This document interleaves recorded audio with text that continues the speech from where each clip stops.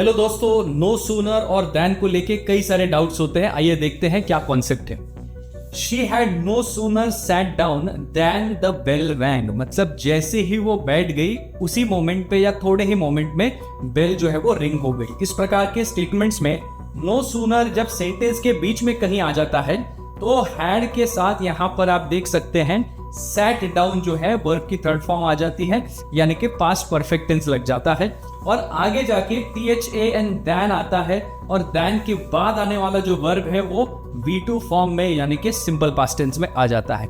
Now अभी यही no sooner sentence की शुरुआत में अगर आ गया तो हमारा पास्ट परफेक्ट टेंस वैसा का वैसा रहता है इन्वर्जन फॉर्म में। पहले हैड आ जाता है ऑक्सिलरी वर्ब, हैड के बाद शी आ जाता है हमारा सब्जेक्ट, और यहाँ पर जो सेट डाउन है मेन वर्ब वो बाद में आ जाता है। तो ऑक्सिलरी वर्ब, सब्जेक्ट और मेन वर्ब, ये जो पैटर्न है इसे हम कहते हैं inversion.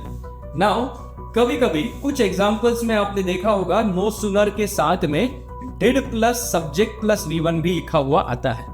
Had plus subject plus V3 तो है ही, लेकिन ये भी स्ट्रक्चर आ जाता है। तो दोनों चीजें अलाउड है।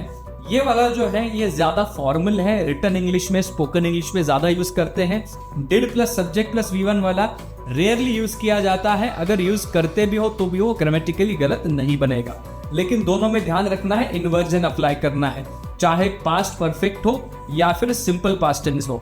दूसरी बात, THAN देन के बाद में आने वाला जो वर्ब है वो दोनों केसेस में V2 फॉर्म में ही आता है, सिंपल पास्ट टेंस में ही आ जाता है।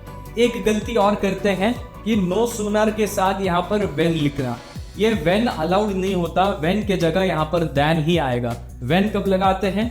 हार्डली, रेयरली, स्कार्सली, बेयरली, इन चारों में से किसी एक के साथ सेंटेंस की शुरुआत जब होती है तो आप यहाँ पर had plus subject plus V3 या फिर did plus subject plus V1 लगा सकते हो। यहाँ पर वेन आएगा और वेन के बाद वाला जो है वो V2 ही रहेगा। ये कॉन्सेप्ट आपके एरर स्पॉटिंग में, सेंटेंस इंप्रूवमेंट में, फिल इन द ब्लैंक्स में बहुत सारे जगहों पर पूछा जाता है। देखते रहिए परचम क्लासेस।